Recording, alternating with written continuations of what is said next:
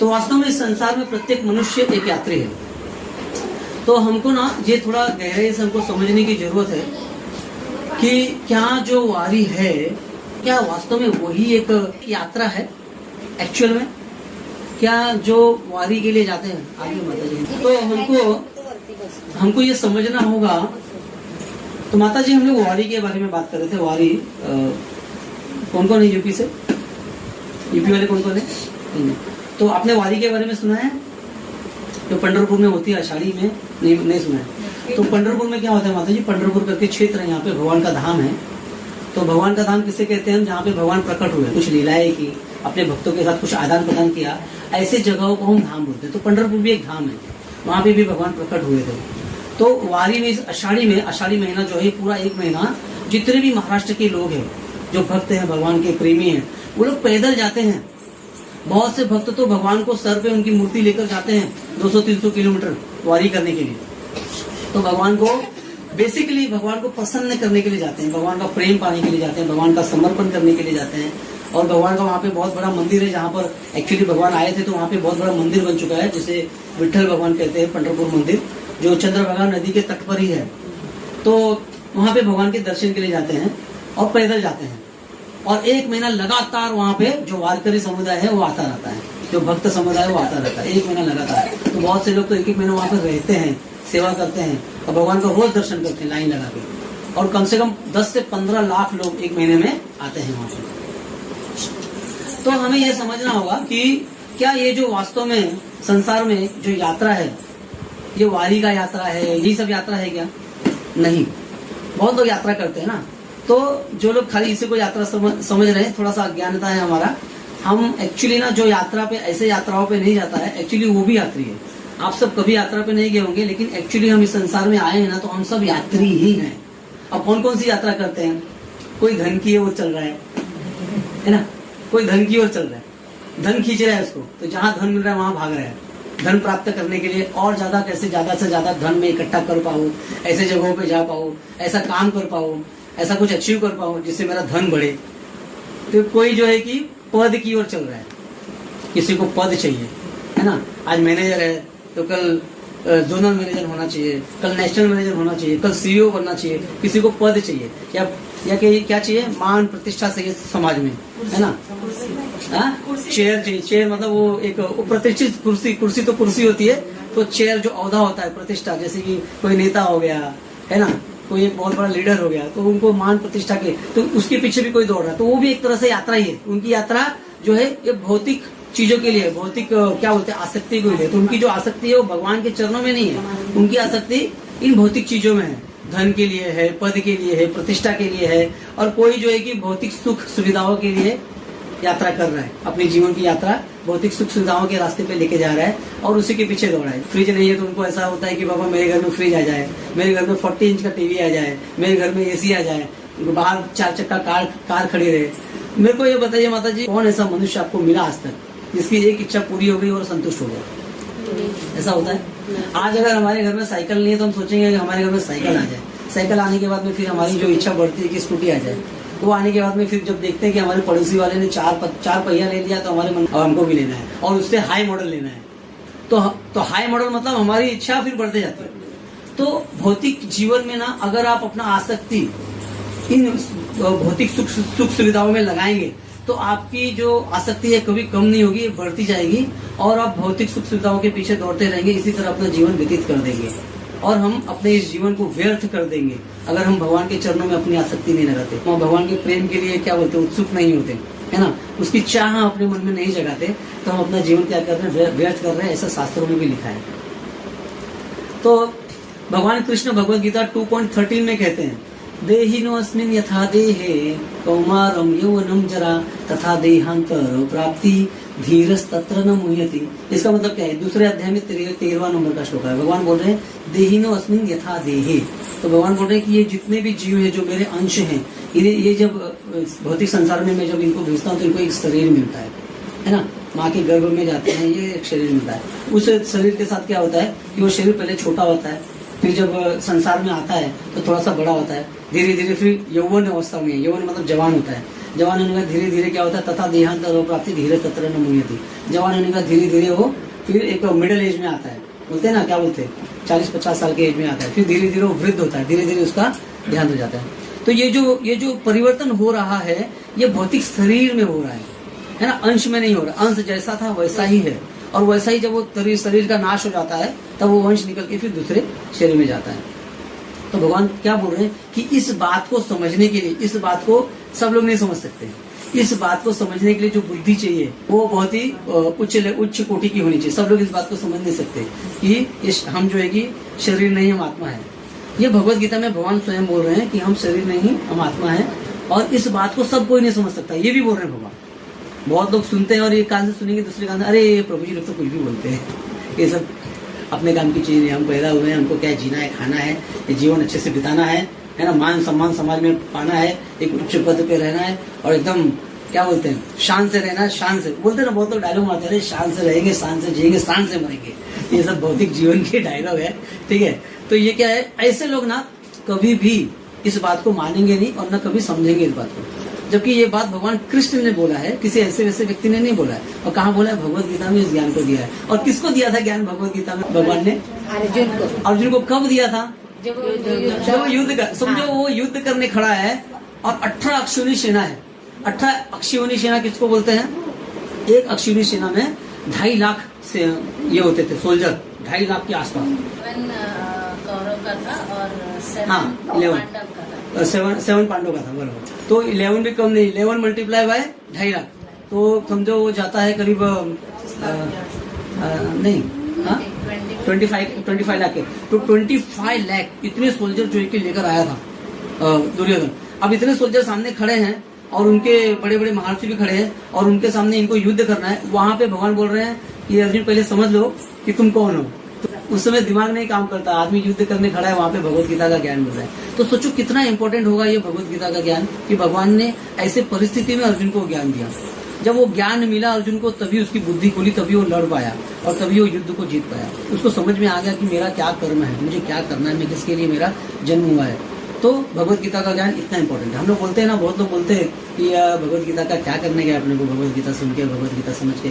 तो सोचिए भगवत गीता को समझना कितना जरूरी है। तो भगवत गीता में भगवान ने ये भी बोला आगे जाके 7वें अध्याय की 8वें अध्याय में कि हे अर्जुन, क्योंकि अर्जुन प्रश्न करता है ना, जब इतना कुछ है, आप स्वयं भगवान हैं और आप ही सृष्टि करता है, आप ही दुनिया को चला रहे हैं, तो क्यों ऐसे इतने लोग हैं संसार में जो आपकी भक्ति नहीं कर रहे हैं और आपको भगवान नहीं मान रहे? ऐसे भी बहुत लोग हैं ना, करोड़ों करोड़ है, तो ऐसा क्यों है? तब भगवान अर्जुन के इस प्रश्न का उत्तर देते हुए अर्जुन को बताते हैं कि हे अर्जुन, करोड़ों करोड़ों लोग जब किसी साधु के संग में आते हैं, किसी भक्त के संग में आते हैं और वो ज्ञान लेते हैं, उस करोड़ों लोगों में से कुछ लाख जो है कि कुछ सुन पाते हैं, कुछ लाख जो है कि समझ पाते हैं, और कोई एक ही विरला, करोड़ों में से कोई एक विरला जो है वो मेरे में उसकी जो है कि आती है, नहीं तो सब कोई नहीं समझ पाता। तो हम लोग बहुत भाग्यवान हैं कि हम लोग जो है कि सुन पा रहे हैं। तो भगवत गीता का प्रश्न है, यह वारी का भी प्रश्न होता है कि जीवन स्वयं एक वारी है। मान लीजिए कि आप रेलवे स्टेशन पर गए हैं, हजारों लोग चल रहे हैं, लेकिन केवल चलना महत्वपूर्ण नहीं है, महत्वपूर्ण है आपकी ट्रेन कहाँ जा रही है। इसके बारे में आपको पता रहना चाहिए। तो आपकी ट्रेन कहाँ जा रही है आपको मालूम ही नहीं, और आप ट्रेन में बैठ गए, आपको जाना है समझो दिल्ली, आप एक ट्रेन में बैठ गए, किसी भी ट्रेन में बैठ गए, आपने पता नहीं क्या वो कहाँ जा रही है, आप बैठ गए उसके अंदर। अब ट्रेन में बैठ गए, भले आप राम नाम जप रहे हैं, लेकिन वो आपको जहाँ जाना है वहाँ पहुंचाएगा नहीं। तो मतलब क्या है कि आपको जब ट्रेन में बैठ रहे हैं आप, तो आपको पता होना चाहिए वो कौन सी ट्रेन में आप बैठे हैं। बिना उस जानकारी के अगर आप बैठेंगे तो आप कितना भी मंदिर में दर्शन करने चले जाएंगे, पूजा कर लेंगे, अगरबत्ती घुमा लेंगे, आपको जो आपका अंतिम गंतव्य है वहां तक नहीं पहुंच पाएंगे। भगवान के चरणों का जो है कि आपको जो है कि स्वाद नहीं मिल पाएगा। तो हमें ये पता रहना चाहिए कि हाँ क्या पद्धति है भगवान के चरणों में आसक्ति पाने की, या भगवान का प्रेम पाने की क्या पद्धति है, और कौन सा वो मार्ग है। तो उस मार्ग पे हमें चलना चाहिए। तो वारकरी जब पंढरपुर की ओर चलता है तो संसार को एक संदेश देता है। तो ये जो वारकरी है, जो भक्त समुदाय है, तो ये जब पंढरपुर की ओर चलता है तो संसार उसे क्या समझ सकता है? तो वो समझता है ना यही कि मेरी जो मंजिल है वो है। देखिए वारकरी जो अपना घर द्वार सब छोड़कर जाता है है ना, एक एक महीने के लिए जाता है। क्यों जाता है अभी हमने डिस्कस किया, क्यों जाता है, क्योंकि भगवान के प्रति उसके मन में प्रेम है, तो भगवान का समर्पण है, तो भगवान का वो दर्शन करने जाता है। हम बोलते हैं ना भगवान तो घर में भी मिल जाएंगे हमको, तो फिर क्या जरूरत है वारकरी को ऐसे जाने के लिए।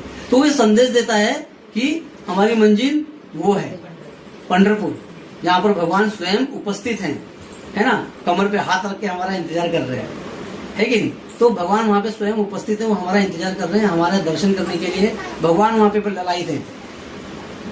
तो विठल कौन है, तो अभी हम जानेंगे कि विठल कौन है। भगवान श्री कृष्ण भगवद गीता 4 अध्याय में कहते हैं, परित्राणाय साधूनाम विनाशाय च दुष्कृताम धर्म संस्थापनार्थाय संभवानी योगे योगे। तो भगवान अर्जुन को बता रहे हैं 4 अध्याय में कि हे अर्जुन, मैं जो है कि इस संसार में अवतरित होता हूँ, किस लिए होता हूँ, साधुओं का रक्षा करने के लिए। अब साधु मतलब क्या, साधु मतलब आप ये मत समझना कि जो भगवा ड्रेस पहन के घूम रहा है या बड़ा बड़ा दाढ़ी लेके घूम रहा है वही साधु है, जो बड़ा बड़ा प्रवचन कर रहा है। यूट्यूब पे बहुत लोग आजकल फेमस हो रहे हैं, देख रहे हैं, है ना, सोशल मीडिया पे, तो वही साधु ऐसा नहीं। भगवत गीता में वर्णन किया है साधु का। भगवान कृष्ण अर्जुन को बता रहे हैं कि हे अर्जुन, साधु कौन है पहले वो समझ लो अच्छे से। तो भगवान बताते हैं साधु वो है जो आपको मेरी ओर मोड़ता है, यानी कि जो कृष्ण की ओर हमको मोड़ता है वो साधु है। जिसके मन में मेरे लिए अनन्य भक्ति है वो साधु है। जो मेरा सतत नाम जप करता है वो साधु है। जो दीन दुखियों की मदद करता है वो साधु है ना। जो अपना सादा जीवन व्यतीत करता है वो साधु है।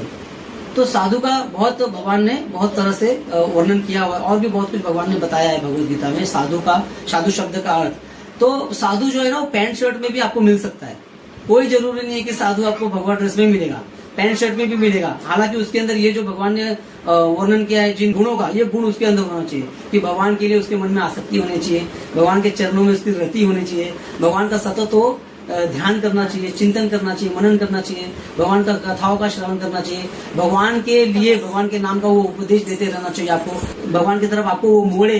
तो ऐसा अगर व्यक्ति कोई कर रहा है, अगर वो पैंट शर्ट में भी है तो आपको उसको साधु मानना है, ऐसा भगवान कृष्ण बोल रहे हैं भगवद गीता में। तो आगे हम देखते हैं। तो भगवान बता रहे हैं कि हे अर्जुन, जिस प्रकार से मैंने कहा है कि मैं साधुओं की रक्षा करने के लिए आता हूँ और दुष्टों का नाश करने के लिए आता हूँ, दुष्कृताम, है ना, परित्राणाय साधूनाय विनाशाय च दुष्कृताम। तो मैं दुष्टों का नाश करने के लिए आता हूँ, साधुओं की रक्षा करने के लिए आता हूँ, धर्म की संस्थापना करने के लिए आता हूँ, धर्म संस्थापना खाय संभवानी युग। तो मैं हर युग में आता हूँ इस संसार। तो भगवान ऐसा बोल रहे हैं। तो भगवान अपने भक्तों के लिए विभिन्न दिव्य रूपों में प्रकट होते हैं। तो भगवान का एक रूप तो है नहीं, तो जो विठल है वो भी कृष्ण है ना। जिनको मालूम होगा विठल की कथा, है ना, कैसे वो विठल जगन्नाथ भगवान जो है वो भी कृष्ण है कि नहीं। तिरुपति में जो भगवान है, तिरुपति भगवान वो भी कृष्ण है। तो सारे कृष्ण ही हैं। आप देखिए कृष्ण का ही सब जगह रूप है। कृष्ण अलग अलग अवतारों में, अलग अलग सब जगह भगवान जहाँ भी गए हैं, अलग अलग अवतारों में, अलग अलग रूपों में, वहाँ पे भगवान अपने भक्तों के लिए गए हैं, अपने भक्तों को कुछ देने के लिए, अपने भक्तों को प्रेम देने के लिए। जो भगवान बता रहे हैं श्लोका में कि मैं अपने भक्तों को प्रेम देने के लिए जाता हूँ, साधुओं को रक्षा करने जाता हूँ, अपने भक्तों को प्रेम देने के लिए जाता हूँ, उन्हें आनंद देने के लिए जाता हूँ। तो ये जितने भी रूप भगवान ने लिए हैं ना, जगन्नाथपुरी में जगन्नाथ बन के अवतरित हुए, यहाँ विठल भगवान अवतरित हुए, तो अलग अलग जगह पे जहाँ भी भगवान अवतरित हुए, तो ये अपने भक्तों को प्रेम देने के लिए, उन्हें आनंद प्रदान करने के लिए भगवान वहाँ पे अवतरित हुए, उनकी रक्षा करने के लिए अवतरित हुए हैं। तो द्वारका में द्वारकाधीश है ना, जगन्नाथपुरी में जगन्नाथ, और पंढरपुर में वही भगवान भक्तों के लिए विठल पांडुरंग के रूप में खड़े हैं। तो भगवान अलग नहीं है, भक्तों के प्रेम के अनुसार उनके दिव्य स्वरूप प्रकट होते हैं।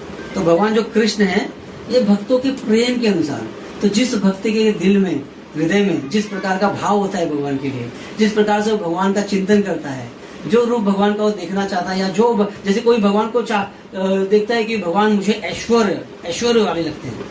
अभी द्वारकाधीश भगवान क्या है, ऐश्वर्य के प्रतीक है, वहाँ पे वो राजा है ना। तो जो राजा के रूप में भगवान का चिंतन मनन करता है ना, तो भगवान उसको राजा के रूप में दिखते हैं। जो बालक के रूप में चिंतन मनन करेगा ना, तो भगवान उसको छोटे बालक के रूप में दिखेंगे, जो गोकुल में जो है कि अलग अलग तरह से लीलाएं की है यशोदा माता के साथ मिलकर। तो आप जिस भाव से भगवान को देखोगे, भगवान उस भाव से आपको दिखेंगे, उस भाव का जो भगवान का रूप है वो आपके सामने आएगा। जैसे विठल भगवान है ना, विठल भगवान का रूप आ जाएगा, जगन्नाथपुरी में जगन्नाथ भगवान का रूप उनका सामने आ जाएगा। तो कुंडली की कथा और विठल भगवान की कथा बहुत ही प्रचलित कथा है, आप लोगों को पता भी होगा। तो कुंडली के जीवन में हमें महत्वपूर्ण शिक्षा भी मिलती है। उनके जीवन में परिवर्तन आया, कैसे आया, उनका हृदय भगवान की ओर कैसे मुड़ा, भक्ति की ऐसी भावना प्रकट उनके मन में कैसे हुई जो भगवान स्वयं भक्त से मिलने आ गए। तो ऐसा क्या हुआ पुंडलिक के जीवन में? तो पुंडलिक भगवान की प्रतीक्षा कर रहे थे, भगवान पुंडलिक के द्वार पर प्रतीक्षा। तो ये जो कथा है हम थोड़ा सा विस्तार में इसको समझेंगे कि पुंडलिक कौन थे। तो पुंडलिक जो है ना, ये इनके पिछले जन्म में ना एक बहुत बड़े राजा थे, राजा मुचुकुंद इनका नाम था। तो हम पहले पुंडलिक को समझते हैं। पुंडलिक का जो जन्म अभी इस कलयुग में हुआ था, तो ये एक बहुत ही बड़े ब्राह्मण परिवार में जन्म लिया था इन्होंने। जो माता पिता थे ये भगवान के बहुत बड़े भक्त थे, भगवान श्री हरि के भक्त थे और हमेशा भगवान का हमेशा चिंतन मनन कथा करते रहते थे और भगवान का नाम जप करते रहते थे। लेकिन पुंडलिक क्या है, पुंडलिक बचपन से ही थोड़ा कुसंगत में पड़ गया। तो कुसंगत में पढ़ने के कारण थोड़ा सा उनका हाव भाव बिगड़ गया और अपने माता पिता का भी वो सम्मान नहीं करते थे, अपने माता पिता को भी थोड़ा दुर्व्यवहार करते थे और बाहर जाके लोगों के साथ में भी दुर्व्यवहार करते थे। तो जो उनके माता पिता थे ना, वो बहुत दुखी होते थे, बहुत दुखी रहते थे और बहुत ट्राई करते थे, कोशिश करते थे कि पुंडलिक सही रास्ते पे आ जाए, भगवान की भक्ति करने लगे और अच्छे से जीवन यापन करे और सबको सम्मान दे। लेकिन पुंडलिक को नहीं कर रहे थे। तो बाद में माता पिता बहुत चिंतित हुए। तो उनके पिताजी का नाम था जानुदेव और माता जी का नाम सत्यवती था।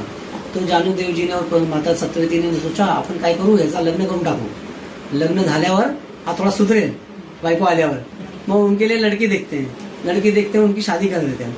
अब शादी करने के बाद क्या हुआ कि जो उनकी वाइफ थी तो उनको उनसे पुंडलिक महाराज से अच्छा प्रेम था, उनको आपस में दोनों का प्रेम था और वो उनके साथ रह के उनकी जैसी हो गई, उनको सपोर्ट नहीं, मतलब उनको बदला नहीं उन्होंने। तो पुंडलिक का आसक्ति अपने वाइफ में भी हो गया। अब वो वाइफ और जो हस्बैंड एक दूसरे का सुन रहे हैं और वो माता पिता का अभी भी सम्मान नहीं हो रहा। तो माता पिता ने जब देखा बहुत दिनों के बाद कि अभी भी इसके मन में मतलब कोई भी परिवर्तन नहीं हुआ, इसमें वैसा का वैसा ही है, बल्कि इसकी जो वाइफ है वो भी जो है कि इसको नहीं सुधारने का कोशिश कर रही है, तो छोड़ दिया इसको। तो वो लोग का मन बहुत दुखी हो जाता है, व्यथित हो जाते हैं, जानुदेव जी और सत्यवती माता। तो वो लोग विचार करते हैं कि चलो एक काम करते हैं, हम इसको छोड़ देते हैं इसके हाल पे और हम चलते हैं काशी।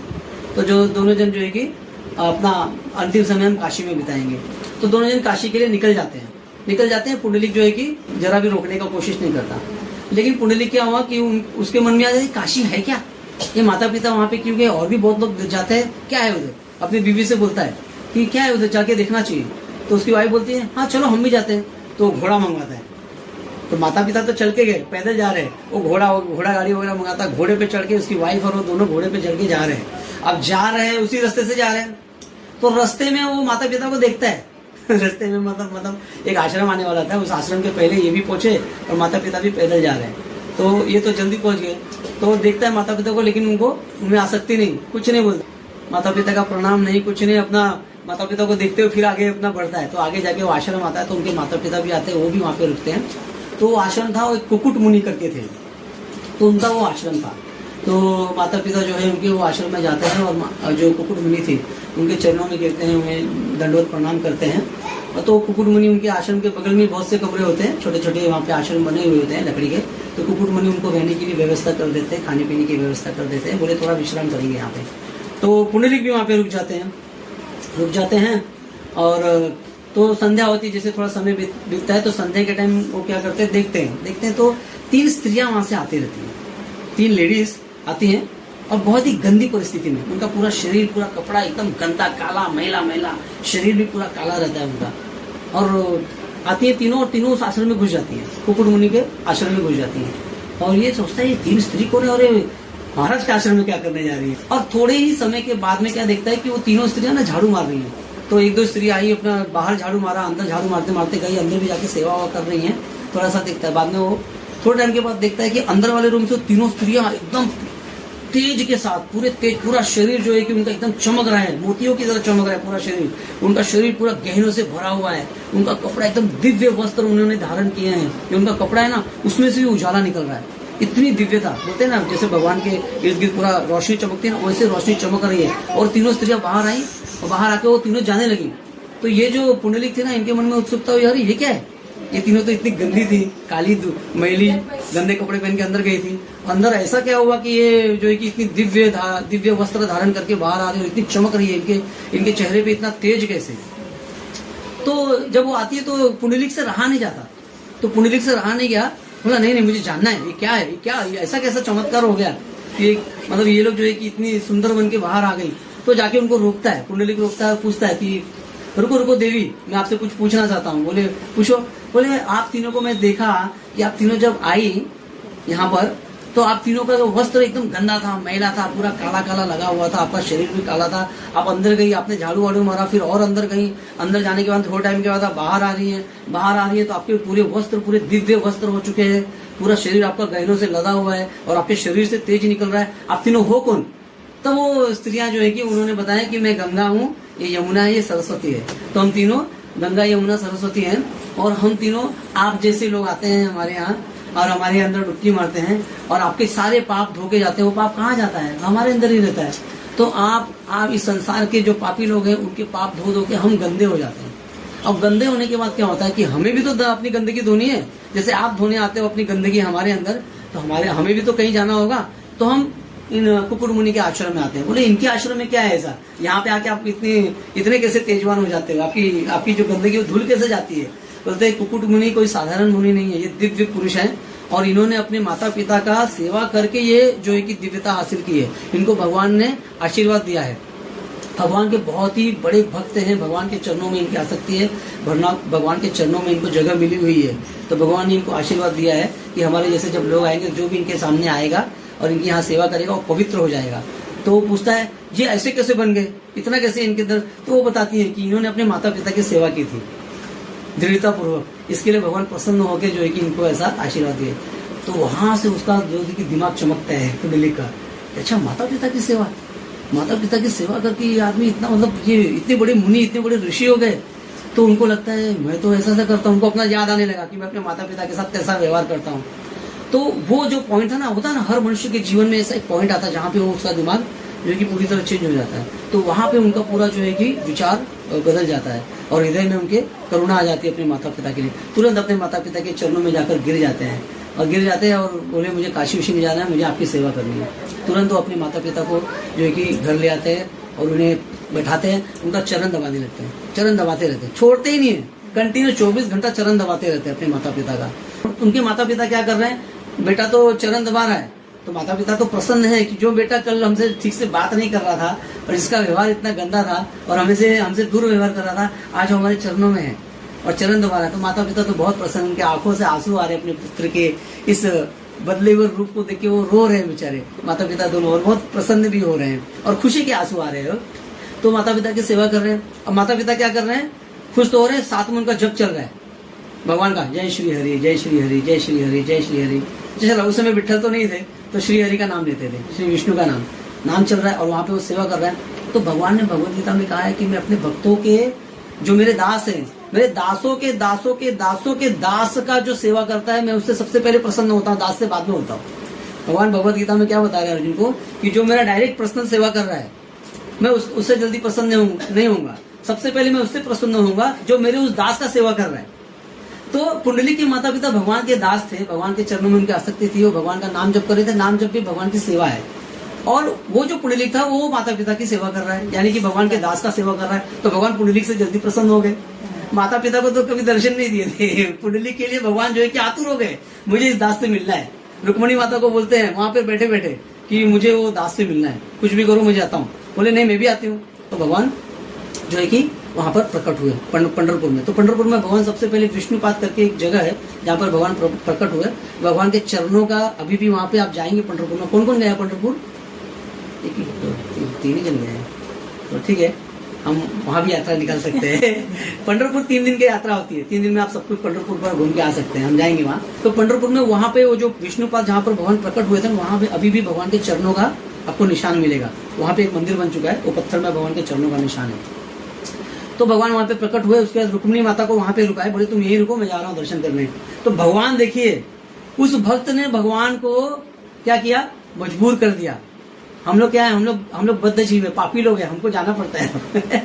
लेकिन आप भगवान का अगर उस भाव से भक्ति करेंगे, है ना, भगवान के दासों का अगर सेवा करेंगे आप और आपके मन में वो करुणा आएगी, तो भगवान आपका दर्शन करने आते हैं। जय श्री हरि विठ्ठल। तो भगवान आए, तो भगवान गए और दरवाजे पर आ गए। अब दरवाजे पे आगे तो क्या हुआ, पुंडलिक जो है कि उनके पिताजी ऐसे बैठे थे, पुंडलिक ऐसे बैठ के भगवान उनका चरण दबा रहे थे। भगवान दरवाजे पर आ गए, मतलब पुंडलिक के पीछे। तो भगवान ने उसे आवाज दिया, पुंडलिक पुंडलिक मैं हूँ। बोले कौन? वो तेसवा कौन? अरे मैं मैं कृष्ण हूँ। बोले प्रभु मैं अभी अपने माता पिता की सेवा कर रहा हूँ और थोड़ा प्रतीक्षा आप कीजिए, मैं माता पिता की सेवा कर लेता हूँ फिर आपसे मिलता हूँ। देखिए इतनी आसक्ति, भगवान आ गए हैं, भगवान बुला रहे हैं, फिर भी माता पिता की सेवा नहीं छोड़ रहा। ये माता पिता सो जाएंगे तब मैं जो है कि हटूंगा। मतलब इतना ज्यादा जो पुंडलिक कैसा था, देखिए कैसा बदलाव आ गया एक छोटे से प्रसंग से। तो भगवान बोले अच्छा ठीक है। तो भगवान बोले अरे मुझे कुछ आसन तो दे दो, मैं कहाँ प्रतीक्षा करूँ तुम्हारा, कुछ आसन तो दो।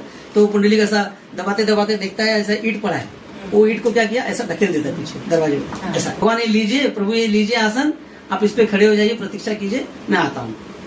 भगवान बोले अच्छा भक्त है मेरा ये। भगवान जो है कि दोनों कंधे पे हाथ, अपने कमर पे हाथ रख के खड़े हो गए ऐसे। ठीक है, तो आप विठ्ठल भगवान का मूर्ति देखेंगे यहाँ भी है, भगवान वैसे ही खड़े हैं। तो भगवान ऐसे खड़े हो गए, ठीक है भाई तू कर ले अपना, फिर मिल मुझे। तो जब वो सेवा कर लिया, जब माता पिता सो गए, तो फिर भगवान की तरफ गया और भगवान को दंडवत किया। और भगवान से उसने जो है कि बहुत प्रसन्नता जाहिर की कि आप मुझसे मिलने आए, मुझ पर आपने कृपा की है, जो मैं तो इतना बड़ा पापी हूँ, लेकिन आप आए तो आपने कृपा की। भगवान बोले कि नहीं पुंडलिक, मैं तुमसे बहुत प्रसन्न हूँ, तुमने जो किया है वो बहुत सबके बस का काम नहीं है। तुमने मेरे दास का सेवा किया है, तो तुम मेरे लिए मेरे सबसे प्रिय हो। तुम मांगो क्या मांगते हो, मैं तुम्हें कुछ भी जो तुम मांगोगे वो देने के लिए आया हूँ। तो पुंडलिक बोलते हैं प्रभु मैं कुछ नहीं चाहता, मुझे माता पिता की सेवा मिल गई, आपका शरण में आ गया, मैं आपका चरणों का दर्शन हो गया, मुझे और कुछ नहीं चाहिए, मुझे मेरे इस जीवन के लिए काफी है। अब मैं सिर्फ इतना चाहता हूँ कि आप जो है कि मेरे इस क्षेत्र में, मेरे इस गांव में इसी तरह आप खड़े रहे और हमेशा इसी भाव में खड़े रहे और सब भक्तों को दर्शन दें, मेरे सारे गाँव वालों को या पूरी दुनिया को आप इसी तरह दर्शन दें। तो भगवान बोले ठीक है तथास्तु। तो तथास्तु किए, इसीलिए भगवान आज भी वहाँ पर इस रूप में खड़े हैं। विठ्ठल भगवान की जय। पुंडलिक वरदे हाय। तो अब आषाढ़ी में क्यों जाते हैं, क्योंकि आषाढ़ी वो महीना जब भगवान प्रकट हुए थे, इसीलिए आषाढ़ी का जो महीना है ना, महीना इसको बहुत ही पावन माना जाता है। इसको ऐसा माना जाता है, शास्त्रों में इसका वर्णन आता है, हमारे गुरु आचार्य कहते हैं कि आषाढ़ी के महीने में भगवान तो वहाँ पे वो जो भगवान ऐसे खड़े थे ना, तो भगवान उस रूप में वहाँ पे तुरंत पत्थर के बन गए थे। तो आप पंढरपुर में जाएंगे ना, तो पंढरपुर में जो पंढरपुर मंदिर में भगवान की जो मूर्ति है, ये किसी ने बनाया नहीं है। जब भगवान उस समय प्रकट हुए थे ना, जब उन्होंने तथास्तु बोला, तथास्तु बोल के वापस कमर पे हाथ रखे और पत्थर के बन गए, काले पत्थर के बन गए। उसी मूर्ति को स्थापित किया गया उस मंदिर में। इसका मतलब वो मूर्ति क्या है, स्वयं भगवान है, स्वयं भगवान। इसीलिए इतने पागल हैं, 15-15 लाख जाके जो है कि 200, 300 अभी समझ में आया वारकरी क्यों जाते हैं वहां पे, क्योंकि वो स्वयं भगवान है। और ऐसा कहा जाता है कि आषाढ़ी महीने में भगवान खुद सारी दुनिया को छोड़ के उसके अंदर स्थित हो जाते हैं आके। तो अगर आप आषाढ़ी महीने में जाके भगवान की उस मूर्ति का दर्शन कर लेना, तो आप समझ लीजिए कि स्वयं भगवान का आपने दर्शन कर लिया और आपने मोक्ष का द्वार अपने लिए खोल लिया है। इसीलिए इतना इसका महत्व है आषाढ़ी का। आषाढ़ी महीने में जाके वहाँ पे भगवान का दर्शन करें। और भगवान क्योंकि वीट पे खड़े हैं, वीट के ऊपर जो खड़े हैं ना, तो विठ्ठल नाम कैसे है वो मैं बता रहा हूँ। विठ्ठल नाम एक तो वीट के ऊपर खड़े हैं, और जो ठाल या ठल ऐसा कुछ बोलते हैं, जो प्रतीक्षा करता है ना, उसको ठाल या ठल बोलते हैं। तो दोनों शब्द मिला के वो विठ्ठल शब्द बन गया, इसीलिए भगवान का नाम विठ्ठल हो गया, विठ्ठल। तो इसलिए भक्त प्रेम से कहते हैं विठ्ठल। यहाँ कथा में यह सिखाती है, संसार भगवान के पीछे नहीं दौड़ता, संसार जो है कि भगवान के पीछे नहीं दौड़ता, लेकिन जब कोई जीव शुद्ध भक्ति की ओर बढ़ता है तो भगवान स्वयं उसे आकर्षित कर लेते हैं, वो भगवान को भी आकर्षित कर लेता है। जब कोई जीव शुद्ध मन से, शुद्ध हृदय से, शुद्ध भाव से भगवान की भक्ति जब करने लगता है ना, तो भगवान उसकी तरफ आकर्षित हो जाते हैं और आके उसे दर्शन देते हैं। तो ये जो है ना, जो पुंडलिक के साथ ये हुआ ना, ये पुंडलिक के पूर्व जन्मों का कर्म था। पूर्व जन्म में पुंडलिक जो था ये राजा मुचुकुंद करके थे। तो इसकी कथा ऐसे शुरू होती है कि जब कृष्ण भगवान क्या बोलते हैं, मथुरा में गए, कंस का उन्होंने वध किया। कंस का वध करने के बाद क्या हुआ, कंस की जो पत्नी थी आस्ती और प्राप्ति, कंस की 2 पत्नियां थी। तो ये दोनों के जो पिता थे ये थे, क्या बोलते हैं, जरासंध। तो जरासंध उनके पिता थे। तो वो दोनों जब कंस का हत्या हुआ, अवध हुआ, तो ये दोनों अपने पिता के पास गई और पिता को कंप्लेन की कि ऐसा ऐसा कृष्ण ने उन्हें मार डाला। तो जरासंध को बहुत गुस्सा आया, बहुत बड़ा, बहुत पराक्रमी उस समय जो है कि वो राजा था और बहुत ही शक्तिशाली था वो। तो जरासंध क्या किया, 23 अक्षुणी सेना, 23 अक्षुणी यानी कि मल्टीप्लाई बाय 2, कम से कम 50 से 60 लाख सेना लेकर आया हो। मथुरा पे उसने हमला किया, मथुरा पे हमला किया। और वहां पे कौन है, कृष्ण है। तो कृष्ण तो 50 लाख लेकर आए, 1 करोड़ लेकर आए, क्या होने वाला है, कुछ नहीं होने वाला है। तो भगवान कृष्ण और बलराम ये 2 ही जन मिलकर पूरे 50 के 50 लाख को खत्म कर दिए। कालीवन को भी लेकर आया। तो उसके बाद फिर वो चला गया। पहली बार आया, पूरे 50 लाख खत्म एक ही बार में, चला गया। उसके बाद क्या हुआ कि दोबारा आया, दोबारा 50 लाख लेकर आया, वापस से वो 23 लाख जो है कि अक्षुणी सेना लेकर आया। फिर से वही हुआ, भगवान कृष्ण और बलराम मिलके सबको खत्म कर दिए। ऐसे कर करके वो 17 बार, माना नहीं, मैं इसको मार के रहूंगा, कृष्ण को तो मैं मार के रहूंगा कुछ भी करके। देखो उसका बुद्धि खुला ही नहीं थी, स्वयं भगवान है। 50 लाख को जो 17 बार मार दे, वो कोई साधारण पुरुष हो सकता है क्या? तो उसे कोई ज्ञान देने वाला साधु नहीं मिला, इसके लिए उसका वो था। तो 17 बार बोले, 17 इंटू समझो 50 लाख करोड़, कितनी सेना को मार डाले भगवान। जब 18वीं बार क्या हुआ कि उसने अपने एक मित्र से बोला, जो कि एक राक्षस था, एक कृष्ण जो है कि मैं इतनी सेना लेकर जाता हूँ, इस विश्व की सबसे विशाल सेना लेकर जाता हूँ हर बार, और हर बार वो सारे मेरी सेना को जो है कि समाप्त कर देता है, मार देता है, तो क्या करूँ? तो आप मेरा मदद करो। तो काल्यवन नाम था उसका। तो काल्यवन आता है, बोलता ठीक है मैं आता हूँ इस बार। तो काल्यवन आता है और ये उसके पास और ज्यादा सेना रहती है, तो बहुत जो है कि अच्छा, काल्यवन को एक वरदान मिला होता है ब्रह्मा से। देखो ये जो असुर लोग होते हैं, राक्षस लोग जो होते हैं, ये लोग जब भी भगवान की तपस्या करते हैं तो ये श्री हरि का नहीं करते तपस्या, ये लोग या तो ब्रह्मा की करेंगे या तो शिव की करेंगे, है ना? क्यों? क्योंकि ये लोग वरदान दे देते हैं, बहुत इजीली वरदान देते हैं। ब्रह्मा भी बहुत इजीली देते हैं, शिव भी, भगवान भी बहुत। भस्मासुर को वरदान दे दिए, इसमें बड़े भोले, इसीलिए भोलेनाथ नाम है उनका। भस्मासुर को वरदान दे दिया, बोला मैं जिसके सर पे हाथ रखूं वो भस्म हो जाए। भगवान बोले तथास्तु। शंकर बोले तो ठीक है, तुम्हारे सर पे रखता हो। तो इसीलिए उनको बोलते हैं ना भोले बाबा है, बहुत भोले है। तो ये राक्षसों के चक्कर में आ जाते। उसी प्रकार ब्रह्मा भी हिरण्यकश्यप को देखो वरदान दे दिए, ना जमीन पे मरेगा, ना यहाँ मरेगा, ना वहां मरेगा, ना दिन में ना मरेगा, तो बाद में वो भारी पड़ गया उनको, है ना? स्वयं को भगवान घोषित कर दिया उन्हें, और सभी देवी देवताओं को अपना गुलाम बना लिया उसने, तो भारी पड़ जाता है। लेकिन श्री हरि की भक्ति क्यों नहीं करते राक्षस? क्योंकि श्री हरि की भक्ति करने पे ऐसी कुछ मिलेगी नहीं। श्री हरि क्या बोलेंगे? भाई मेरी भक्ति कर, मेरे चरणों में आ। तो राक्षसों का अहंकार होता है ना, जो अहंकारी पुरुष है ना, जिसके अंदर अहंकार है, वो कभी किसी के समक्ष झुकेगा नहीं, क्योंकि अहंकार उसको करने नहीं देता। तो श्री हरि की चरण उसी को मिलती है जो अपना अहंकार खत्म करता है। तो इस संसार में जिसके अंदर अहंकार है वो कभी भी श्री हरि के चरणों में नहीं जा पाएगा, क्योंकि वो क्या है, एक तरह से दुर्गुण है हमारे मन का। तो जब तक हम इस दुर्गुण को साफ नहीं करते, हमको भगवान के चरण में आसक्ति नहीं हो पाएगी, हमको भगवान का प्रेम नहीं मिल पाएगा। तो क्या हुआ कि काल्यवन को भी एक वरदान मिला था ब्रह्मा से।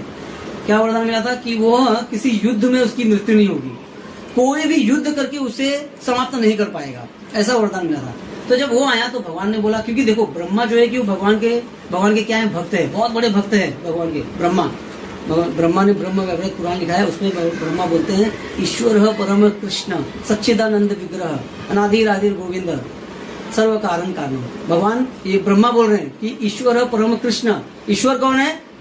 परम कृष्ण। जो सच्चिदानंद विग्रह है उनका, वही कृष्ण ही असली सच में ईश्वर है। ब्रह्मा खुद बोल रहे हैं। तो ब्रह्मा खुद जो है कि सारे शास्त्रों का ज्ञान रखते हैं और सारे शास्त्रों उन्हें पता है, तो उन्हें पता है कि भगवान कौन है। प्रथम जीव ब्रह्मा ही है एक्चुअली, भगवान के नाभि से वो उनका ये हुआ, आविर्भाव हुआ था। तो ब्रह्मा ने जो है कि वरदान दे दिया ऐसा। अब वो काल्यवन जो है कि आया, तो भगवान क्या करते हैं, अपने भक्तों के बातों का मान रखते हैं।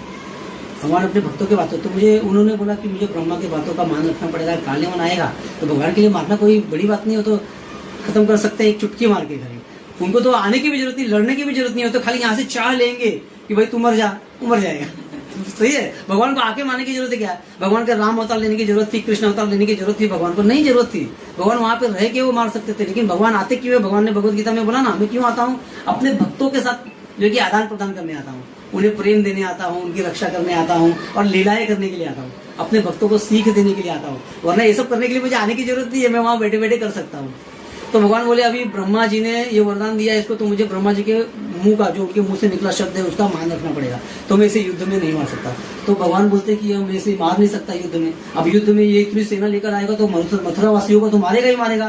तो मेरे मथुरा वासियों का क्या होगा? ये मथुरा वासियों को नुकसान पहुंचाएगा। तो भगवान बोलते हैं कि ये काम करते हैं, सारे मथुरा वासियों को बुलाते हैं, वो बैठते हैं कि हमें क्या करना होगा, हमें यहाँ से पूरे मथुरा को यहाँ से शिफ्ट करना होगा। कहाँ? द्वारका में। तो सब भगवान की बात मान जाते हैं। तो रातों रात आज शाम को डिसीजन हुआ। दूसरे दिन सुबह मथुरा वासी जब उठे ना अपने घर में, तो देखे कहाँ आ गए। समुद्र। बोले अरे मथुरा था, किधर गया? तो वो रात को सोए मथुरा में, लेकिन उठे द्वारका में सारे मथुरा वासी। तो भगवान ने क्या किया, विश्वकर्मा को प्रकट किया, विश्वकर्मा को आदेश दिया कि तुम्हें ये करना है, ये पूरा शहर, ये पूरा सिटी जो है कि तुमको मथुरा में सेम टू सेम वैसे बना देना है, बल्कि वहां पे तुम्हें दिव्य रत्नों से बनाना है। पूरा जो द्वारका था भगवान का, उसको दिव्य रत्नों से बनाया गया था, दिव्य पत्थरों से। तो अब ये तो भाई मथुरा के वासी जो है उधर तो सुरक्षित हो गए वहां पे जाके। अब क्या करना है भगवान को, अब काल्यवन का भी तो उद्धार करना है ना। तो भगवान देखो राक्षसों का सबसे पहले उद्धार करते, भक्तों का बाद में करते हैं। तो काल्यवन का उद्धार करना है तो कैसे करेंगे। तो भगवान गए मथुरा में। अब काल्यवन आया पूरा सेना लेके, देखा अरे मथुरा तो कुछ दिख नहीं रहा, हाँ लेकिन ये दिख रहा है, मुझे तो इससे मतलब इसको मारना है। तो वो आने लगा, दौड़ने लगा भगवान के पीछे पीछे। अब भगवान चल रहे हैं और वो दौड़ रहा है। सोचिए वो भगवान चल रहे हैं और वो दौड़ रहा है, और दौड़ रहा है, दौड़ के एकदम नजदीक आ गया, अभी 10 मीटर पे दूरी पे, बोला आ गया अब तो पकड़ लूंगा। जैसे ऐसे करता है, देखता है फिर वो दूर 2 किलोमीटर, हाँ ये क्या हुआ, अभी तो 10 मीटर पे था, ठीक है फिर दौड़ता ऐसे ऐसे दौड़ रहा, फिर देखता है नजदीक आ गया, फिर ऐसा फिर देखता है ये क्या, फिर दूर। भगवान चल रहे आराम से, बोला हो क्या रहा है, उसको समझ में नहीं आ रहा है हो क्या रहा है। तो भगवान तो लीला कर रहे हैं, भगवान को लीला करनी है ना, उसको उसका उद्धार भी करना है। तो भगवान चलते उसको दौड़ा के द्वारका तक ले गए। तो सोमनाथ के पास एक बहुत बड़ा पहाड़ था, उस पहाड़ में एक बहुत बड़ी गुफा थी, उस गुफा में घुस गए भगवान, घुस गए। तो इसने देखा, अब भगवान के पीछे पीछे ये भी उस गुफा में घुस गया। अब वहां पे ना एक बहुत बड़ा राजा था, पराक्रमी राजा, बहुत पुराना राजा था, वो वहां पे सोया हुआ था। अब उसकी भी एक छोटी सी कथा मैं बताऊंगा। वो लेटा हुआ था। तो भगवान जैसे उस गुफा में घुसे ना, तो देखिए लेटे हुए उसको डिस्टर्ब नहीं किया। भगवान ने क्या किया, अपना पीताम्बरी वस्त्र जो गमछा होता है, शेला, मराठी में शेला बोलते हैं शायद, और शेला उसके ऊपर डाल दिए, पीला कलर का डाल दिए, और अंदर घुस गए, एकदम अंदर घुस गए। अब ये आया काल्यवन, आया देखा हाँ इधर लेटा है क्या, अच्छा थक गया लगता है, दौड़ के लात से मारा जोर से। जैसे लात से मारा तो वो जो व्यक्ति सोया हुआ था मुचुकुंद राजा, वो उठा, और जैसे इसने ऐसा आंख खोला, आंख खोलते ही भस्म हो गया, काल्यवन पूरा भस्म हो गया। तो ऐसा क्यों हो गया, क्योंकि ये जो मुचुकुंद राजा थे ना, कब जब कार्तिकेय का जन्म नहीं हुआ था, ये देखो ये जो लीला हुई भगवान के साथ, ये जो लीला हुई, ये कितना बोल रहे थे, 30 लाख वर्ष पहले का ये मुचुकुंद था। तो उस समय भगवान ने उसको वरदान दिया था, ये सब जो हुआ कि 30 लाख वर्ष साल बाद मैं आऊंगा तो तुमको दर्शन मिलेगा। तो उस समय क्या हुआ था कि कार्तिकेय जी कौन है, शिव जी के पुत्र है, देवताओं के क्या है, वो सेना नायक, देवता के सेनापति कार्तिकेय जी है। तो कार्तिकेय जी का जन्म नहीं हुआ था, उसके पहले की ये कथा है। तो जो राक्षस लोग होते थे, जो असुर लोग होते थे, वो लोग देवताओं के ऊपर आक्रमण करते थे। तो आक्रमण करते थे ना, तो देवताओं के पास सेनापति नहीं था, तो देवताओं ने ये जो मुचुकुंद राजा थे, लेकिन इतने पराक्रमी थे। उस समय की बात है ना, उस समय जो धरती पर लोग रहने वाले थे ना, ये सब जगह विचरण कर सकते थे, इतनी शक्ति होती थी, इतना ज्ञान होता था। तो वहां भी जाते थे, अलग अलग लोगों में जाते थे।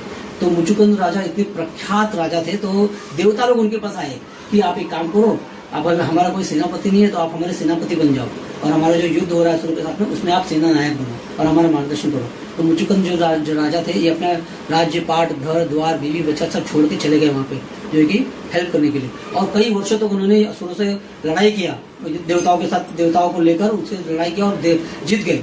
जब जीत गए ना, तो कई वर्षों के बाद जब जीते, तो देवता लोग बोले बहुत प्रसन्न है, बोले हम आपसे बहुत प्रसन्न है, आपने हम लोगों का इतना मदद किया असुरों को हराने में, आप मांगो क्या मांगते हो, हम आपको वरदान देंगे सभी। तो मुचुकुंद राजा बोलते हैं कि मुझे भगवान के चरणों में आसक्ति चाहिए, श्री हरि का हमें भक्ति चाहिए, और दूसरा ये चाहिए कि मैं बहुत थक गया हूँ, इतने वर्षों से लड़ाई कर रहा हूँ मैं आपको, मैं बहुत थक गया हूँ, मुझे अब सोना है, हाँ धूप पाइए, हाँ मुझे सोना है, तो मुझे आप वरदान दीजिए कि मैं ऐसे जाके सो जाऊँ, और जो कोई मुझे जगाए, मुझे कोई जगाए ना, अगर कोई मुझे जगाए ना तो मेरा आँख खुलते वो भस्म हो जाए। तो ये वरदान मांगा था। तो देवताओं ने उसको ये वरदान दिया था मुचुकुंद राजा को। तो इसीलिए मुचुकुंद राजा जाके उस गुफा में बोले कि मैं गुफा में चले जाता हूँ, कहीं बाहर रहूंगा तो बेचारा कोई भी आके मुझे जगा देगा और बेचारा भस्म हो जाएगा। तो वो भी जो है कि दूसरे जीवों की मतलब केयर कर रहे थे, तो एक गुफा में चले गए जहाँ पे कोई नहीं आएगा, वहां पे जाके लेटे हुए थे। अब भगवान को क्या करना था, देखिए भगवान को क्या करना था, ब्रह्मा जी के मुंह से निकला हुआ जो शब्द था उसका मान रखना था, उसको युद्ध में नहीं मानना था। दूसरा जो देवताओं ने ये वरदान दिया था इनको, उसका भी पालन करना था। और तो भगवान ने क्या किया, इसको जो है कि इस तरह से मरवा। देखो भगवान बहुत चतुर है कृष्ण से चतुर कोई नहीं, बहुत चतुर है। तो भगवान ने उसको मार भी दिया, सब कुछ एक साथ उन्होंने एक ही लीला में वो 3-4 चीज कर लेते हैं। तो ये हमारे श्री कृष्ण भगवान है। तो भगवान भगवत गीता 4.11 में भी बोलते हैं, जो जिस भाव से मेरे शरण में ग्रहण करता है मैं उसे उस भाव से या उस रूप में प्रति उत्तर देता हूँ। ये भगवान भगवत गीता में ये सब बोल रहे हैं। तो क्या केवल पैदल चलना ही वारी है? एक अभी वापस से वारी पे आते हैं हम। तो अब एक महत्वपूर्ण प्रश्न, यदि कोई व्यक्ति पंढरपुर तक पैदल चला लेकिन पूरे रास्ते भर में उसने संसारी बातें की, किसी की निंदा की, तो क्या उसे वारी में जाने का फल मिलेगा? आपको क्या लगता है?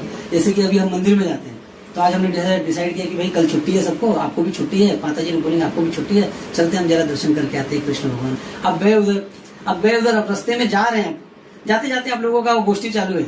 गोष्ठी क्या चालू है? घर की बातें या किसी और की बातें। अरे मालूम है कल वो आई थी, वो ऐसा ऐसा था, हाँ बहुत मुझे तो बहुत खराब लगा, वो कल तो वो ऐसी साड़ी पहन के आई थी, तुम मुझे कब दिलाओगे? कल तो ऐसा जेवर पहन के आई थी। अब जा कहा रहे हैं भगवान के लिए, तो और हम संसारी बातें कर रहे हैं। अब वहां पे जाने के बाद अरे तनी पैसा था, पैसा वैसा ले लिया, वहां से वो थाली ले लिया और गए भगवान के पास, गए वहां पे भगवान को चढ़ा दिया, हाथ जोड़ लिया, हो गया, फिर से अपना गोष्ठी चालू।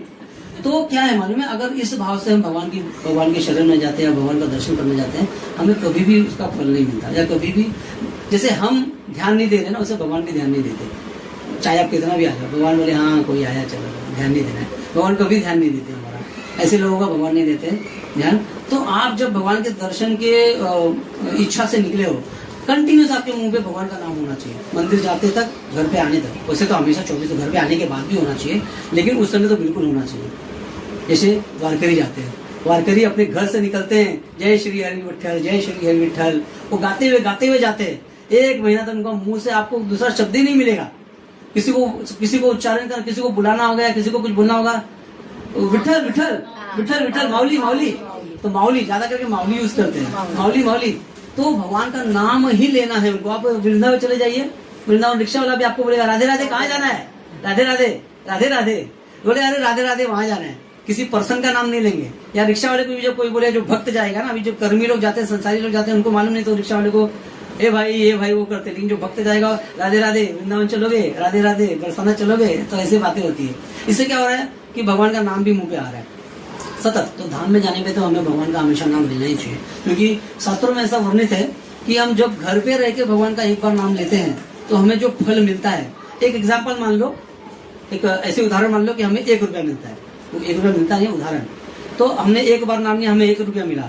तो यही एक बार नाम अगर हम भगवान के धाम में जाके लेते हैं तो हमें 10,000 रुपया मिलता है। एक बार नाम लेने का, एक बार भगवान का नाम लेने का, वही फल जो आपको घर पे मिलने वाला होता है, वही फल 10,000 गुना मल्टीप्लाई होकर मिलता है जब आप किसी धाम में जाके भगवान का नाम लेते हो। जैसे आप अयोध्या धाम चले जाइए, द्वारका धाम चले जाइए, जगन्नाथपुरी धाम चले जाइए, पंढरपुर धाम चले जाइए, वहाँ पे आप भगवान का एक बार नाम लीजिए, 10,000 गुना फल मिलेगा आपको। ऐसा शास्त्रों में वर्णित है। प्रभु जी ने तो सारा बता दिया, खाली एक ऐड कर रही हूँ कि जब कृष्ण थे ना, जब उनको पता चला कि ये एंडिंग में प्रभु जी ने बताया, मुचुकुंद बोलते हैं कि भगवान अब मैं बहुत थक चुका हूँ और अब मुझे मुक्ति चाहिए, आपके चरणों में मुझे आपका ध्यान चाहिए। तो भगवान उनको बोलते हैं कि आपका कुछ कर्म बाकी है, तो जो मैं कलयुग में जब आप कुंडली बन के आएंगे तब मैं पूरा करूंगा।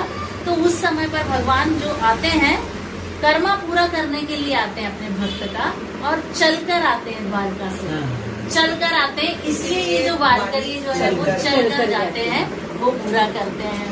उसके बाद एक और प्रभु जी ने कहा कि जो जरासंध था, जरासंध जो आ रहा है, बहुत सारे सेना लेके, तो भगवान ने ना एकदम एक पकड़ लिया था। ये जो जरासंध था ना, जितने भी सारी आसुरी शक्तियां थी, उनका सेंटर जरासंध था, सभी से कांटेक्ट था। इसलिए भगवान द्वारका में बैठे, मथुरा में बैठे बैठे सारे राक्षसों को मार रहे हैं। किसके जरिए? जरासंध। भगवान को कहीं जाने की भी जरूरत नहीं हो रही है, वो खुद ब खुद बुला रहे हैं सबको, और भगवान क्या कर रहे हैं वहाँ पे? उसका समापन कर रहे हैं। फिर माउली जो वर्ड है, माउली का शब्द होता है ममता। तो भगवान ने यहाँ पर जो ममता दिखाई कुंडली के माता पिता का श्रद्धा देखकर, तो आषाढ़ी में बारिश होती है, तो जब आते हैं विठल तो वहाँ कीचड़ होता है, तो बोलते क्या मैं यहीं पे खड़ा रहूंगा? तब फिर वो जो ईंट को सरकाते बोलते अरे नहीं भगवान वहाँ बहुत कीचड़ है, तो आप इस ईंट पर खड़े हो जाइए। तो फिर भगवान बोलते अच्छा ये बात है, ऐसे बोल के वो फिर अपना पूरा कमर दे, जैसे हम लोग बोलते ना, मतलब किसी फ्रेंड के यहाँ गए और फैमिली, अच्छा तू ऐसे मुझे खड़ा करेगा, तो भगवान भी ऐसे बोलकर वो स्पोज लेकर वहाँ पर खड़े हो जाते हैं।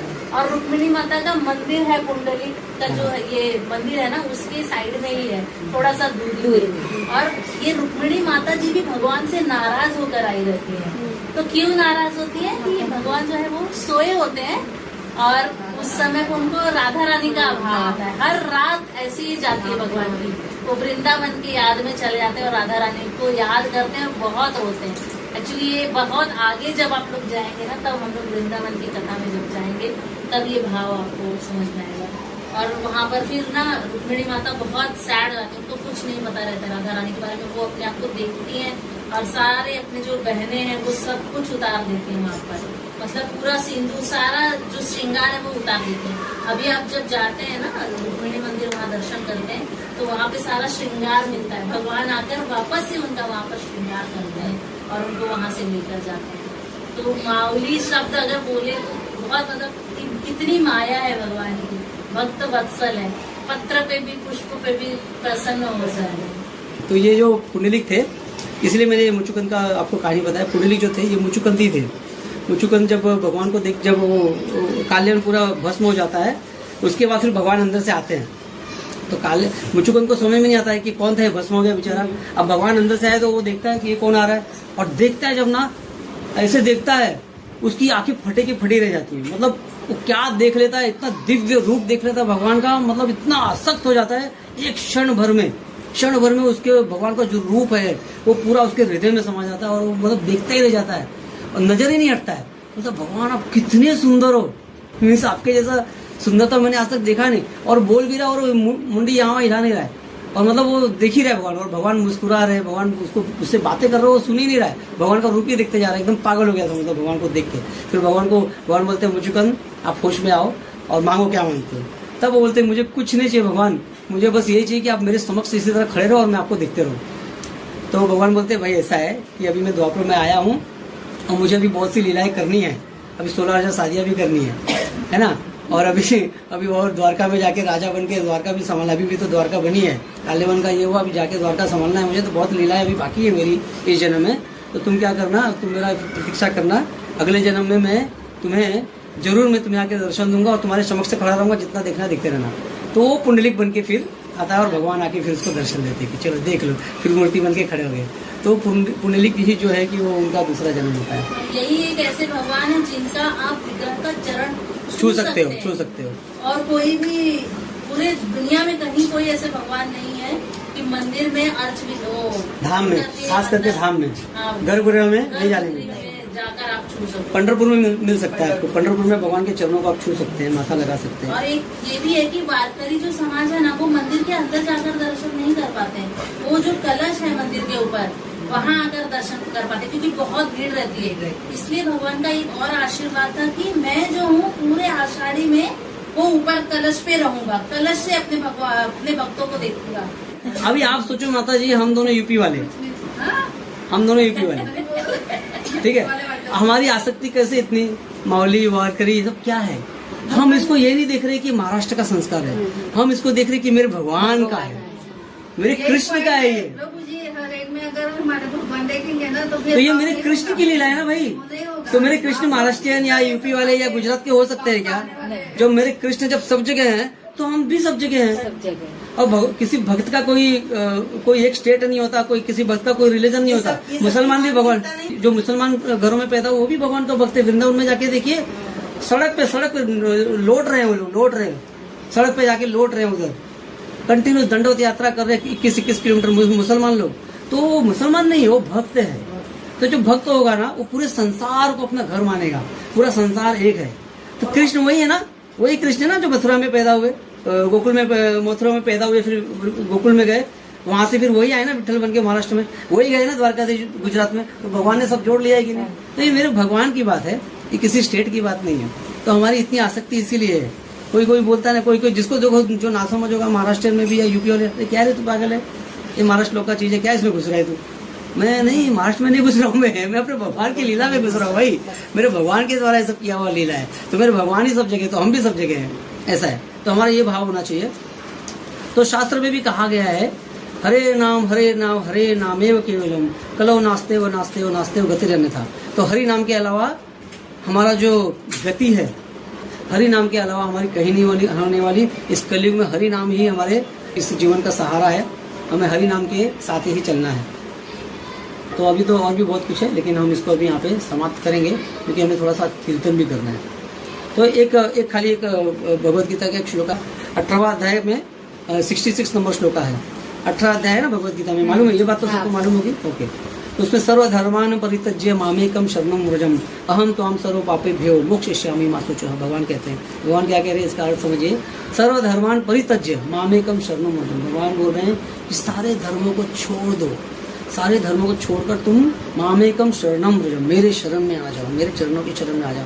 अब यहाँ पे धर्म से भगवान का क्या मतलब है, इसका हमारी गुरु जो है कि विस्तार में बताते हैं। धर्म से मतलब है ये हिंदू, मुस्लिम, सिख, ईसाई, मराठी, यूपी, ये सब छोड़ दो, ये सब भूल जाओ, ये सब भूल जाओ।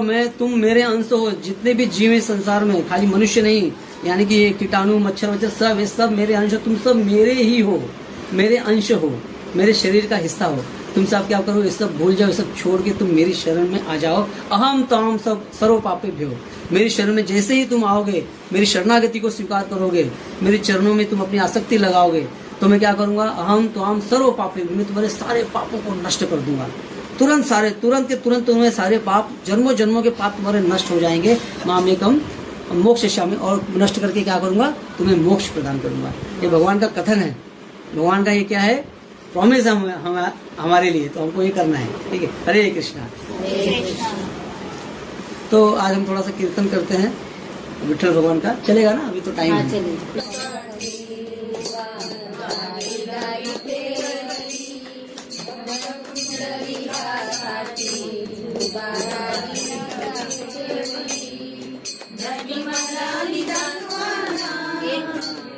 सब लोग साथ में नहीं, मैं पहले गाती फिर आप लोग गाइए। पीछे रिपीट आधा ट्यून इधर जाएगा, ज्यादा उत्साह ही तो बारी आएगा अभी।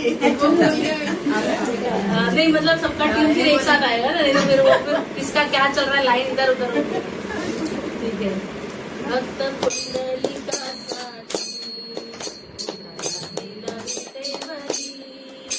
भक्त कुंडलिका साठी उभा राहिला विटेवरी,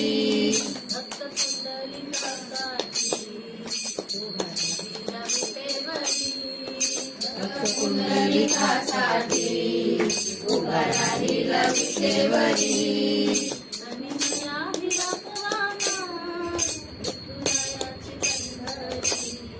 धनी मलाही दाखवाना विठुरायाची पंढरी,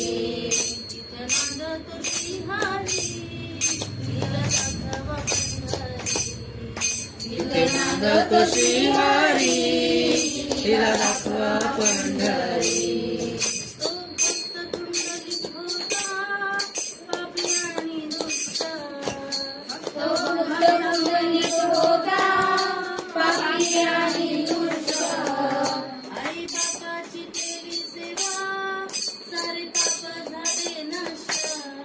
आई बापाची केली सेवा, सारे पाप झाले नष्ट,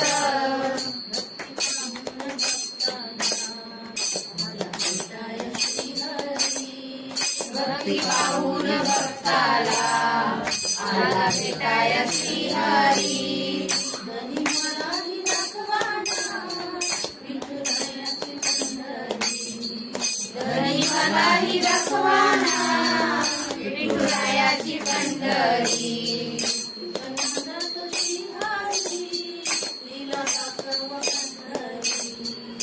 नादतो श्रीहरी तिला दाखवा पंढरी, एक वेळची मुलगी भक्ती करून धन्य झाली, एक वेळची मुलगी भक्ती करून धन्य झाली, कानपात्राला देवाना नंदीनाथ जगा दिली, कानपात्राला देवाना मंदिरात जागा दिली, संत तुकोबा शेजारी आहे नामदेव पायरी, संत तुकोबा शेजारी आहे नामदेव पायरी, धनी मलाही दाखवाना विठुरायाची पंढरी, धनी मलाही दाखवाना विठुरायाची पंढरी, नादतो श्रीहरी तिला दाखवा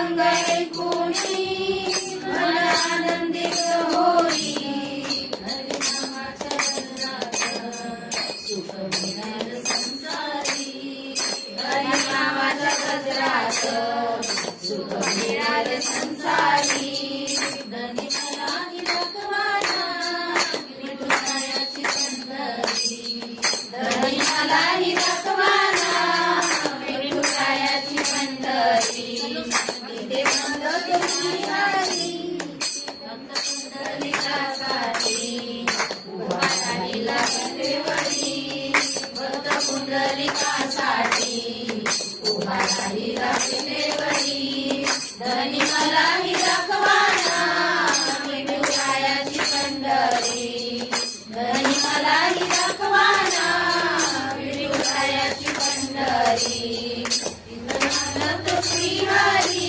हिला दाखवा पंढरी इथं नांदत श्रीहरी हिला दाखवा पंढरी हरे कृष्ण कृष्ण कृष्ण हरे हरे हरे राम राम राम हरे हरे हरे कृष्ण कृष्ण कृष्ण हरे हरे हरे राम राम राम हरे हरे हरे कृष्ण कृष्ण कृष्ण हरे हरे हरे राम राम राम हरे हरे हरे कृष्ण कृष्ण कृष्ण हरे हरे हरे राम राम राम हरे हरे पुंडलिकासाठी उभा राहिला विटेवरी भक्त पुंडलिकासाठी उभा राहिला विटेवरी धनी मला ही रखवाना विठुरायाची पंढरी धनी मला ही रखवाना विठुरायाची पंढरी तुझी हरी दाखवा पंढरी इथे नांदत श्रीहरी दाखवा पंढरी नांदत श्रीहरी दाखवा पंढरी नांदत श्रीहरी दाखवा पंढरी जय। राजा अगर दोस्त होगा तो ये सारी अपने आप ही जाएगी इसीलिए वो लाइफ टाइम मिलेगी। यस और जब तक आप रहोगे तब तक ये देखो मोदी जी ने भी बहुत अच्छा ट्रिक पकड़ा है ना कि लेडीज अगर खुश तो सारा परिवार खुश। तो यदि हम भगवान को प्रसन्न कर रहे हैं तो सारी देवी देवता अपने आप प्रसन्न कर रहे हैं है ना। इसका एग्जाम्पल भगवत गीता में ये ऐसे बताते हैं कि पेड़ होता है पेड़ तो आप उसको पत्ती पे पानी देते हो फिर टहनी पे पानी देते हो फिर फल पे पानी देते हो या डायरेक्ट जड़ में देते हो। डायरेक्ट जड़ में देते हो ना जड़ में देते हो तो अपने आप सब कुछ सबको मिल जाता है। तो उसी तरह सभी देवी देवता कृष्ण से जुड़े हैं। सभी देवी देवता आप कहीं पे भी कोई भी आप व्रत रखो जीवतिया का व्रत रखो या वट सावित्री का व्रत रखें या हम जब वो राजस्थान में जो एक क्या होता है वो गौर होता है सबकी कहानी अगर आप सुनेंगे तो सब जगह विष्णु है। तो सबका स्रोत कौन है? कृष्ण है विष्णु है। आप उनसे प्रार्थना करो आपको सब कुछ मिल जाएगा। अगर सब कुछ चाहिए आपको तो सब कुछ मिलेगा। मतलब इसका अर्थ है कि सारी देवी देवताओं को प्रसन्न नहीं करने का है खाली ऐसा करके आगे जाने का है। बालाजी को मतलब आप कृष्ण को प्रसन्न करो क्योंकि सारे भक्त उनको ही आते हैं प्रणाम करने की जरूरत नहीं। हम ये भगवान को करेंगे तो भगवान मेरा पूरा कर देगा। क्यों करेगा बाबा? जो राजा है ये हम समझे नहीं क्या है ना देखिए क्या है ना भगवान एक व्यवस्था बनाई है। अगर लक्ष्मी चाहिए तो लक्ष्मी की पूजा करो लक्ष्मी मिलेंगी। अब विद्या चाहिए तो सरस्वती की पूजा करो विद्या मिलेगी। तो आओ व्यवस्था बनाई है। अगर आपको जो चाहिए आप उनसे मांग सकते हैं आपको वो मिलेगा। लेकिन उनको सर्वस्व मत समझो क्योंकि उनके भी मालिक हैं श्री हरि। मला एक कृष्ण प्रश्न करायचा आहे, करून हा. मी साईबाबाची एवढी भक्त ना खूप आहे आणि आता मी ह्याच्यात देखील असं मला असं वाटलं की मी साईबाबाला विसरते की मी कृष्णाच्या मागे बॉल माताजी. प्रश्न मला हा पडलाय की ऐका ना, सुंदर म्हणजे ऐका, ऐका. मला खूप रोज प्रश्न पडतो माझ्या की मी घरात- साईबाबाला विसरायला- माझ्या घरात पण मूर्ती होती. हा, हा. माझ्या घरात पण मूर्ती होती साहेब, साईबाबाची. मग मी आम्ही काय करू? दरवर्षी जायचो. मग मला आता तुम्ही सांगा की मी कोणाची भक्ती मी ती करू मूर्ती असं? मंदिरामध्ये ठेवणार. बाबा मी चालेल ना. तो अभी हम देखेंगे, हम वारी पे थे कि इस जीवन में ये जो जीवन है, सबसे बड़ी वारी तो ये जीवन ही है हमारा। ठीक है, हम अनेक जन्मों से इस संसार की ओर चल रहे हैं। हमारा ये पहला जन्म नहीं है, आप सब तो मानेंगे ना, हमारा कई जन्म हो चुका है। मनुष्य योनि में आए हैं तो इसके पहले हमने 84 लाख योनियां क्रॉस की है। लेकिन मनुष्य योनि जो है ना, 84 लाख योनियों के एंड में आती है। उसके पहले हम कीड़े मकोड़े सांप बिच्छू सब बन चुके हैं। पेड़ पौधे पत्थर, ये क्या बोलते हैं, पेड़ पौधे समुद्र में जितने भी कीड़े मकोड़े मछली वछली सब बन चुके हैं हम। ये सब 84 लाख योनि में आते हैं। तो 84 लाख योनियों को क्रॉस करने के बाद में एक जीव को मनुष्य शरीर मिलता है। तो इसका मतलब क्या है कि हम ये मनुष्य शरीर जो हमको मिला है भगवान की प्राप्ति के लिए मिला है ना। तो हम इन सारी योनियों में हम संसार की ओर चल रहे थे, संसार की ओर चल रहे थे। तो अभी हमको क्या करना है, हमको भगवान की ओर चलना है। अब हमको इस योनि में क्या करना है, भगवान की ओर चलना है। हाँ, अभी हमें वो मूर्खता नहीं करनी कि संसार की ओर ही खाली चलते रहेंगे। अपनी जिम्मेदारियों को निभाओ और जो रिस्पॉन्सिबिलिटी मिली है इस जीवन में उसको निभाते हुए हमें भगवान की ओर अपना आसक्ति करना है, भगवान की ओर चलना है। हम दुनिया के पीछे बहुत चले हैं, अब विट्ठल की ओर चलना है हमको। हमने संसार का नाम बहुत लिया, अब क्या लेना है, हरि नाम, भगवान का नाम। हमने संसार की कथा बहुत सुनी, अब क्या सुनना है, कृष्ण कथा। भाव अभी तो आगे क्या बोल रहे कि वारी हमें केवल पंढरपुर जाना नहीं सिखाती, तो वारी हमें दिशा बदलना सिखाती है। कैसी दिशा, संसार से श्री हरि की ओर, संसार से श्री हरि की ओर, माया से कृष्ण की ओर, अहंकार से समर्पण की ओर। क्योंकि जब तक समर्पण नहीं करेंगे तब तक कृष्ण प्रेम नहीं मिलने वाला। तो समर्पण बहुत आवश्यक है। भोग से भक्ति की ओर, अभी तक हम क्या कर रहे हैं, भोग में लगे हुए हैं। हम सिर्फ हर चीज भोगना चाहते हैं। भोगना मतलब हर चीज का मजा लेना चाहते हैं, खाने का मजा लेना चाहते हैं, पिक्चर देखने का मजा लेना चाहते हैं, गाना गाने का मजा लेना चाहते हैं, घूमने फिरने का मजा लेना चाहते हैं, गोवा में जाके हम समुद्र में नहाने का मजा लेना चाहते हैं, है ना। तो इसको यही सब जो मजा लेना चाहते हैं ना, इसको मतलब क्या बोलते हैं, स्पिरिचुअलिटी में भोग कहा जाता है कि हमें भोग की आसक्ति है। तो अभी तक हम क्या कर रहे थे, भोग कर रहे थे। अभी हमें क्या करनी है, भक्ति करनी है। तो अपने जिम्मेदारी को निभाते हुए हमको भक्ति करनी है। आज हम विट्ठल भगवान से एक प्रार्थना करेंगे, क्या करेंगे कि हे विट्ठल, मेरे पैर पंढरपुर पहुंचे या न पहुंचे, क्योंकि देखो अभी तक कितने लोग नहीं गए पंढरपुर, वारी में गए क्या नहीं। तो आप लोग भी शायद कभी नहीं जाओगे, कभी हमारे साथ यात्रा में आए तो हो सकता है, पॉसिबल है। घर वाले तो कभी नहीं ले जाएंगे, यूपी वालों को, है ना। तो भगवान विट्ठल से हमको प्रार्थना करनी है क्या, कि हमारे पैर पंढरपुर पहुंचे या न पहुंचे, लेकिन मेरा मन आपके चरणों तक अवश्य पहुंच जाए, ऐसी आप कृपा करें। आज से हमारी प्रतिदिन की वारी प्रारंभ होती है। कैसी वारी, हमारा मन हमेशा भगवान की ओर चलना चाहिए। तो ये वारी हमें करना है आज से। मुख में क्या होना चाहिए, हरि नाम होना चाहिए। घर में भगवत गीता होना चाहिए। सबके घर में है क्या, नहीं होगा, मालूम है मुझे, मैं लाके दूंगा, है ना। चलो ठीक है। जीवन में साधु संग होना चाहिए। साधु का अर्थ मैंने आपको सिखाया, जो भी आपको ऐसा मिलता है जो भगवान के बारे में आपको बोलता है, उपदेश देता है, कथा करता है, कीर्तन करवाता है, आपको भगवान के बारे में चर्चा करता है, वो भी साधु है। आप सब भी साधु है। अगर आप सब ये सब करते हो, भगवान के बारे में बातें करते हो, आप भी साधु हो। साधु का यही अर्थ है सही मायनों में, जो भगवत गीता में भगवान कृष्ण बताते हैं। जीवन में और हृदय में हमें क्या करना है, हमारे श्री हरि हृदय में होनी चाहिए। तो बोलो श्री हरि विट्ठल भगवान की, संत ज्ञानेश्वर महाराज की, संत तुकाराम महाराज की, श्रील प्रभुपाद की जय। जय राम श्री हरि, राम कृष्ण श्री हरि, हरे कृष्ण कृष्ण कृष्ण हरे हरे, हरे राम राम राम हरे हरे। कोई प्रश्न है किसी का तो आप पूछ सकते हैं।